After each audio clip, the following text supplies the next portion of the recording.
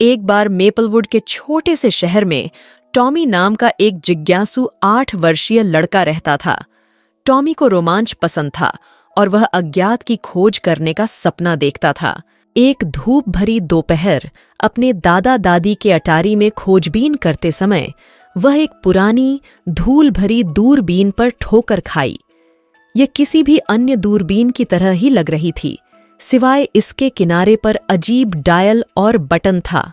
Tommy ने lens को ध्यान से साफ किया और यह देखने के लिए इसे बाहर ले जाने का फैसला किया कि क्या यह अभी भी काम करता है। उसने इसे आकाश की ओर इंगित किया और इसके माध्यम से देखा। उसे आश्चर्य हुआ। तारे और ग्रह झिलमिलाते और नाचते हुए प्रतीत हुए। जैसे ही उसने डायल में से एक को घुमाया, दूरबीन गुनगुनाने और चमकने लगी। अचानक उसके चारों ओर सब कुछ घूमने लगा और एक चमकती हुई रोशनी में टॉमी ने खुद को पूरी तरह से अलग जगह पर खड़ा पाया। उसने चारों ओर देखा और महसूस किया कि वह अब मैपलवुड में नहीं था। इसके बजाय वह विशाल पेड़ों वाले एक विशाल हरे जंगल के बीच में था। टॉमी चौंक गया, लेकिन उत्साहित भी था। उसने सरसराहट की आवाज सुनी और जानवरों की खाल पहने बच्चों के एक समूह को देखा। वे बड़ी बड़ी आंखों से उसके पास पहुंचे। स्पष्ट रूप से उसके बारे में उतनी ही उत्सुकता थी जितनी कि वह उनके बारे में। नमस्ते, मैं टॉमी हूं, उसने बहादुरी से पेश आने की कोशिश करते हुए कहा। मैं कहाँ हूं? चमकीली आंखों और दयालु मुस्कान वाली एक लड़की आगे बढ़ी। मैं लीला हूं, आप महान वन में हैं और यह वर्ष 1000 है। टॉमी की आंखें चौड़ी हो गईं। मैं समय में पीछे चला गया हूं। लीला और उसके दोस्तों ने टॉमी को अपने गांव के बारे में बताया। उसे उनके जीवन के तरीके के बारे में बताया। उसने लकड़ियों का उपयोग करके आग बनाना, नदी में मछली पकड़ना और यहां तक कि एक छोटी सी झोपड़ी बनाने में मदद करना सीखा। टॉमी को हर पल अच्छा लगा, लेकिन वह जानता था कि वह हमेशा के लिए नहीं रह सकता। उसे वापस घर जाना था। उसने लीला और उसके दोस्तों को धन्यवाद दिया और अपनी दूरबीन पर फिर से डायल घुमाया। परिचित गुनगुनाहट और चमक ने उसे घेर लिया और एक पल में वह दूर चला गया।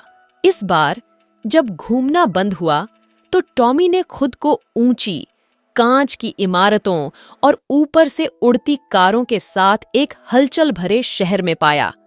वह भविष्य में था। लोग चमकदार धातु के कपड़े पहने हुए थे और रोबोट हर जगह थे जो हर तरह के काम कर रहे थे। जिप्पी नाम का एक दोस्ताना रोबोट टॉमी के पास आया। नमस्कार आगंतुक, मैं जिप्पी हूं, आपका गाइड। आप वर्ष 3000 में आ गए हैं। टॉमी रोमांचित था।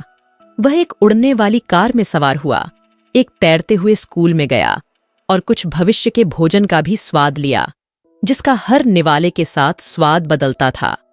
जिप्पी ने उसे शहर दिखाया, मनुष्यों द्वारा की गई सभी अविश्वसनीय प्रगति के बारे में बताया। टॉमी आश्चर्यचकित था, लेकिन जानता था कि उसे अपने समय में वापस जाना होगा। उसने जिप्पी को धन्यवाद दिया और एक बार फिर अपनी दूरबीन पर डायल घुमाया। परिचित गुनगुनाहट और चमक ने उसे घेर लिया और जल्द ही वह मेपलवुड में अपने पिछवाड़े में वापस आ गया। सूरज ढल रहा था और आसमान नारंगी और गुलाबी रंग के खूबसूरत रंगों में रंगा हुआ था।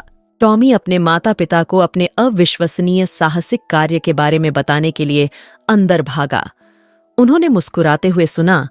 उसकी काल्पनिक कहानी पर यकीन नहीं किया, लेकिन फिर भी उसके उत्साह का आनंद लिया। टॉमी ने दूरबीन को गुप्त रखने का फैसला किया, जो अंतहीन रोमांच के लिए उसका अपना विशेष द्वार था।